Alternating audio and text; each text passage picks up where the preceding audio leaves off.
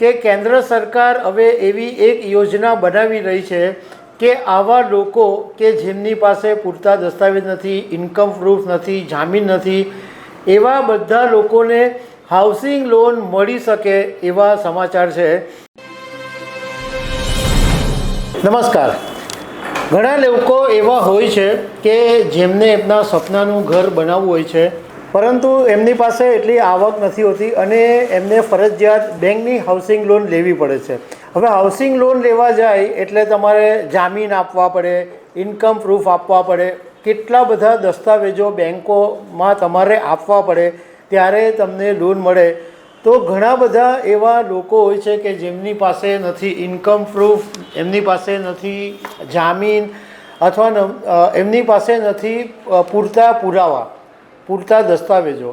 તો આવા લોકો પછી અટવાઈ જાય છે। પરંતુ એક એવા સારા સમાચાર સામે આવ્યા છે કે કેન્દ્ર સરકાર હવે એવી એક યોજના બનાવી રહી છે કે આવા લોકો કે જેમની પાસે પૂરતા દસ્તાવેજ નથી, ઇન્કમ પ્રૂફ નથી, જામીન નથી, એવા બધા લોકોને હાઉસિંગ લોન મળી શકે એવા સમાચાર છે।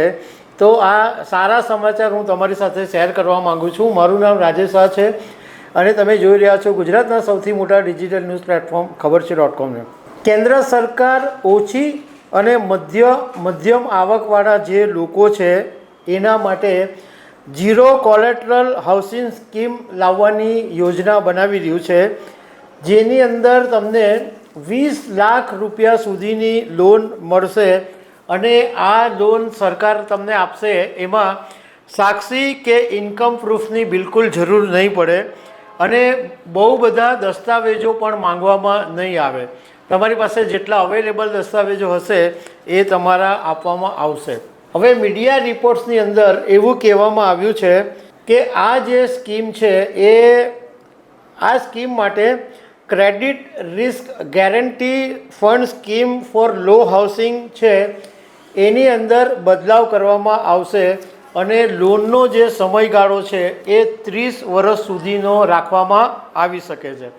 અત્યારે આ જે સરકારની credit risk guarantee fund scheme છે એની અંદર 8 લાખ રૂપિયા સુધીની હાઉસિંગ લોનને ગેરંટી કવર મળે છે અને ઇકોનોમિક ટાઈમ્સના એક અહેવાલની અંદર એક સરકારી અધિકારીના નામથી એવું કહેવામાં આવ્યું છે કે સરકારનો હેતુ એ ઘર ખરીદનારાઓને પણ લોન આપવાનો છે કે જેમની પાસે કોઈ ડોક્યુમેન્ટ નથી, જેમની પાસે કોઈ ઇન્કમ પ્રૂફ નથી અથવા જેમની પાસે કોઈ પૂરતા કાગળિયાઓ નથી, પૂરતા પુરાવા નથી, આવા લોકોને લોન આપવા માટે સરકાર વિચારી રહી છે। અને જે લોકોની પાસે પ્રોપર્ટી હોય પણ પ્રોપર્ટીના પેપર પૂરતા નહીં હોય એમને પણ લોન આપવા માટે સરકાર વિચારી રહી છે। ઘણા લોકો એવા હોય છે કે જેમને પોતાનું ઘર હોય અથવા અન્ય જગ્યાએ પ્રોપર્ટી હોય પણ એમને પોતાની પ્રોપર્ટી પર લોન લેવી હોય પણ કોઈક સંજોગોની અંદર એમની પાસે પૂરતા કાગળિયા નથી હોતા, તો એ પોતાના ઘર પર અથવા પોતાની જ પ્રોપર્ટી પર લોન નથી લઈ શકતા। તો આવા લોકોને પણ ભલે પેપર નહીં હોય તો પણ લોન આપવા માટે સરકાર વિચારી રહી છે। હાઉસિંગ લોન સરકાર આપશે। હવે જે લોકોની પાસે ઇન્કમ પ્રૂફ નથી, ડોક્યુમેન્ટ નથી, એવા લોકો માટે નાણાં મંત્રાલય અને આવાસ અને શહેરી બાબતોના જે મંત્રાલય છે ઉપરાંત national housing bank, commercial bank, આ લોકો લોન આપે એના માટે અત્યારે ચર્ચા ચાલી રહી છે। હવે તમને સવાલ એમ થાય કે નીચા અને મધ્યમ વર્ગના જે લોકો છે એમાં કોણ આવે, કોનો સમાવેશ કરવામાં આવે કે જે આ લોનના હાઉસિંગ લોનના હકદાર બને?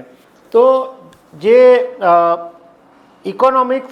ઇકોનોમિકલી વીકર સેક્શન એટલે જે ઈડબ્લ્યુએસમાં જે આવે છે એવા પરિવારને માનવામાં આવે છે કે જેમની વાર્ષિક આવક 3 લાખ રૂપિયા કરતાં ઓછી હોય અને જેમની આવક વાર્ષિક 3 લાખ રૂપિયાથી માંડીને 6 લાખ રૂપિયા વચ્ચે હોય એમને લો ઇન્કમ ગ્રુપમાં ગણવામાં આવે છે અને 6 લાખ રૂપિયાથી 9 લાખ રૂપિયા સુધી જેમની વાર્ષિક આવક હોય એમને મિડલ ઇન્કમ ગ્રુપ તરીકે ગણવામાં આવે છે।